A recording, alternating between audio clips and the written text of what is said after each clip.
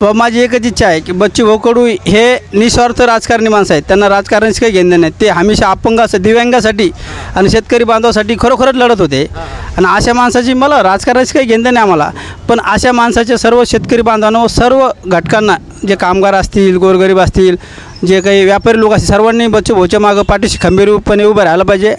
ठीक आहे।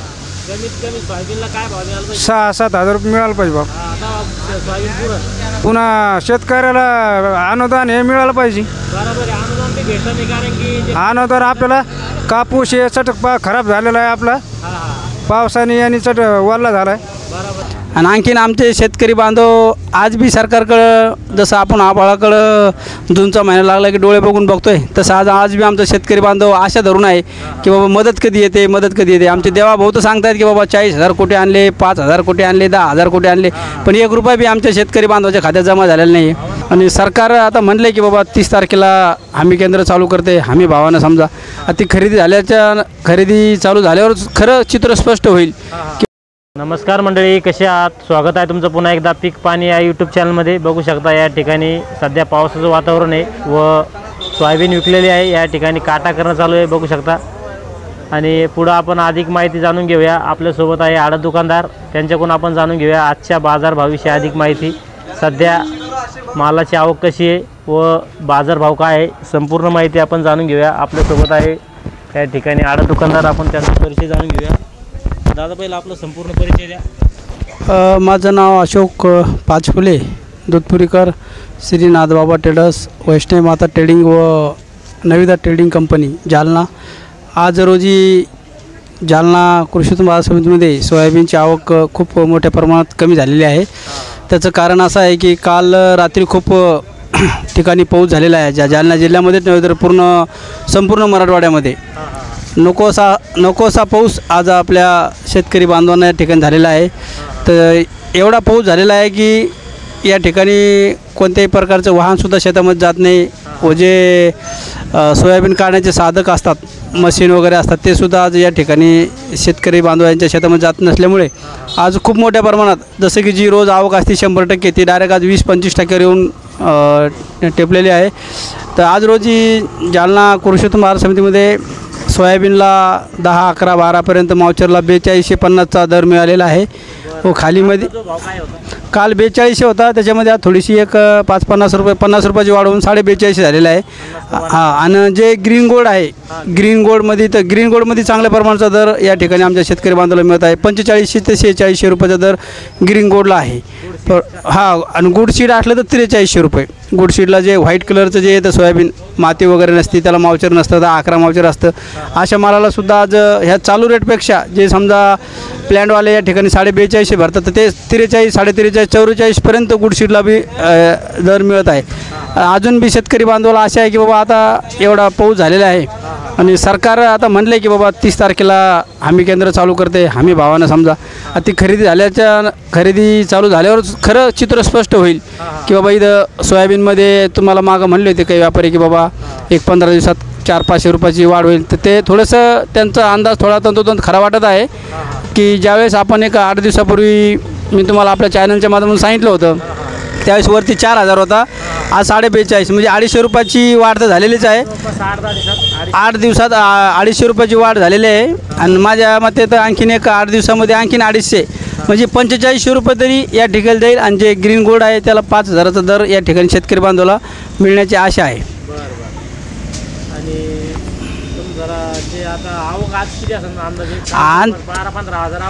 काल 12-15 होती, आज ती डायरेक्ट 4 ते 5000वर आली असं, 4000 बस, 4,000 क्विंटल। आपण बघता 8 दिवसापूर्वी एका दिवसामध्ये या ठिकाणी 20,000, 25,000, 30,000 क्विंटलपर्यंत आवक होती। त्या आवकमध्ये मी तुम्हाला टक्केवारी सांगितली सरळ किंवा जी पहिली 100% होती ती डायरेक्ट 20%वर येऊन टेपलेली आहे। आणि आणखीन आमचे शेतकरी बांधव आज बी सरकारकडं, जसं आपण आभाळाकडं जूनचा महिना लागला की डोळे बघून बघतोय, तसं आज बी आमचा शेतकरी बांधव आशा धरून आहे की बाबा मदत कधी येते। आमचे देवाभाऊ तर सांगतायत की बाबा 40,000 कोटी आणले, 5,000 कोटी आणले, 10,000 कोटी आणले, पण 1 रुपया बी आमच्या शेतकरी बांधवाच्या खात्यात जमा झालेला नाही आणि फरक पण दिलेला नाही, काहीच नाही, कर्जमाफी पण दिलेली नाही। आणि खरोखरच शेतकरी हा जगाचाच नाही, पूर्ण विश्वाचा पोशिंदा आहे। तर शेतकरी बांधवासाठी मी वारंवार सांगत आलेलो आहे. परत एकदा कळकळीची विनंती आहे राज्य सरकारला बी केंद्र सरकारला की बाबा तुम्ही तातडीनं शेतकरी बांधवांच्या खात्यामध्ये कमीत कमी 1000-1500 रुपयाचं अनुदान तरी द्या, 1000 रुपयाचं अनुदान द्या आणि काहीतरी निर्णय घ्या. आता शेतकरी बांधवांना पहिलेच 50% माल विकलेले, आता 50% आहेत. आता पहिलेच नुकसान झालेलं आहे, बरोबर आहे. आता पाऊस असा महाप्रलय आपल्या महाराष्ट्रामध्ये येऊन टपला की ऐन टायमाला आता ज्वारीची पेरणी होणार होती, ज्वारी, गहू, हरभरा. परंतु या पावसामुळे शेतामध्ये जायलासुद्धा, पैदल जायलासुद्धा वाट नाही आहे. अशा पद्धतीचा पाऊस या ठिकाणी आपल्या महाराष्ट्रामध्ये पडत आहे. त्यात खास करून आपल्या मराठवाड्यासारखा एक दिवस पण या ठिकाणी गॅप नाही आहे. खूप मोठ्या प्रमाणात पाऊस होत आहे. तरी सरकार मायबापला विनंती आहे की बाबा तात्काळ तुम्ही आपल्या चॅनलच्या माध्यमातून परत एकदा शेतकरी बांधवांच्या पाठीशी खंबीरपणे भरून तात्काळ जे 1000 रुपयाचं अनुदान आणि जे कर्जमाफी आणि जे ओल्या दुष्काळाचं जे आपण म्हणला होता की बाबा एवढे देऊ तेवढे देऊ, पण माझे मन आहे 50,000 रुपये हेक्टरी द्यायला पाहिजे परत एकदा आणि तात्काळ द्यायला पाहिजे. 1-2-3 दिवसामध्ये ठाम निर्णय घेऊन एक कॅबिनेटची, एक राज्यमंत्रिमंडळाची बैठक घेऊन या ठिकाणी जलद गतीने निर्णय घ्यावा हीच अपेक्षा आमची आहे. बरं जे बच्चू कडू समजा मोठा लढा उभारत आहे शेतकऱ्यासाठी, तुम्ही आपल्या चॅनलच्या माध्यमातून शेतकऱ्यांना काय सांगू इच्छिता? माझी एकच इच्छा आहे की बच्चू भाऊ कडू हे निस्वार्थ राजकारणी माणसं आहेत. त्यांना राजकारणाची काही घेणं नाही. ते हमेशा अपंग दिव्यांगासाठी आणि शेतकरी बांधवासाठी खरोखरच लढत होते आणि अशा माणसाची मला राजकारणाची काही घेणं नाही आम्हाला, पण अशा माणसाच्या सर्व शेतकरी बांधवांना, सर्व घटकांना, जे कामगार असतील, गोरगरीब असतील, जे काही व्यापारी लोक असतील, सर्वांनी बच्चू भाऊच्या मागं पाठीशी खंबीरपणे उभं राहायला पाहिजे. आणि आमचं सुद्धा एक मतच आहे की बच्चू भाऊच्या पाठीशी आम्ही त्यांच्या आंदोलनाला आमचा पूर्ण पाठिंबा आहे.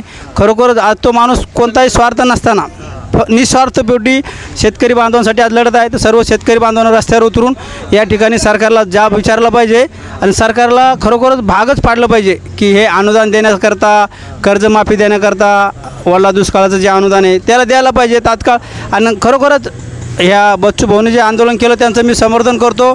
त्यांच्या आंदोलनाला माझा पूर्ण पाठिंबा बी आहे आणि बच्चू भाऊच्या आंदोलनाचे निश्चितच 2 दिवसात चांगल्या प्रकारे दखल घेऊन ठिकाणी आज आपण येईल आहे जालना बाजार समितीला. सुरुवातीला आपण जे शेतकरी आहे या ठिकाणी त्यांनी आज सोयाबीन आणली होती बाजार समितीमध्ये, त्यांच्याकडून आपण जाणून घेऊया आजच्या बाजारभावाविषयी अधिक माहिती व त्यांना एकरी किती उतार आला. दादा पहिलं आपलं संपूर्ण नाव सांगा, गाव सांगा, जिल्हा सांगा. अवलगाव उमेश बापूराव ठेंगडे, तालुका जिल्हा जालना. बरं तर भाऊ तुम्ही किती एकरमध्ये सोयाबीन पेरली होती? आम्ही 2 एकर. 2 एकरमध्ये तर किती झाली समजा? एकरी आम्हाला 5 क्विंटल उतार आला. 5 क्विंटल आला का? हां. बरं आज किती आणली होती मार्केटमध्ये? आम्ही का 12 कट्टे. 12 कट्टे. तर किती मॉइश्चर होती? 15चं होतं. बरं काय भाव लागला? 4100. 4100 रुपये. हां. बरं तर एकदम आपल्या सोयाबीनला किती खर्च बरं एकदम सुरुवातीला समजा मार्केटला आणेपर्यंत? एकरी 20-25 हजार येतो तरी. 20-25 हजार. हां. बरं आणि ह्या भावात पुरते का सोयाबीन? पुरत नाही साहेब.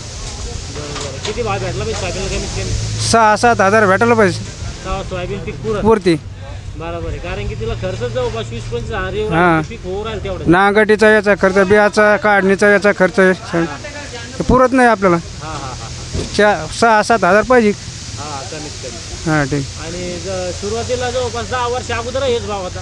भाव कमीच चालेल ना, कमीच चालेल सर. भाव जे आपले शेतीमालाचे भाव कमी होऊ राहिले हां. आणि जो आपला खर्च वाढा लागला आपला. खर्च वाढ राहिला. हां.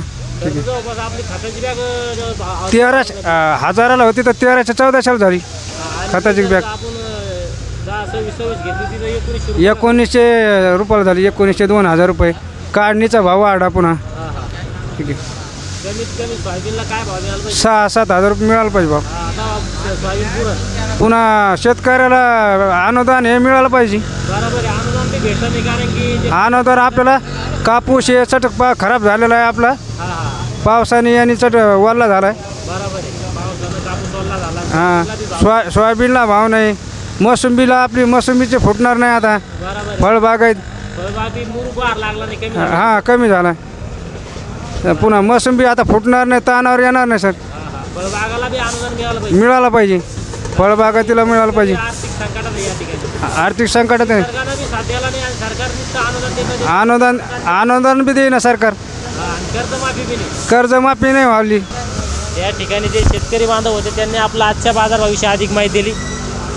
या व्हिडिओमध्ये थांबूया. कोणतेच या ठिकाणी शेतकरी वर्ग या सोयाबीन भाव असू, कापूस भाव असू, तसंच मोसंबी इतर भावावर खुश नाही.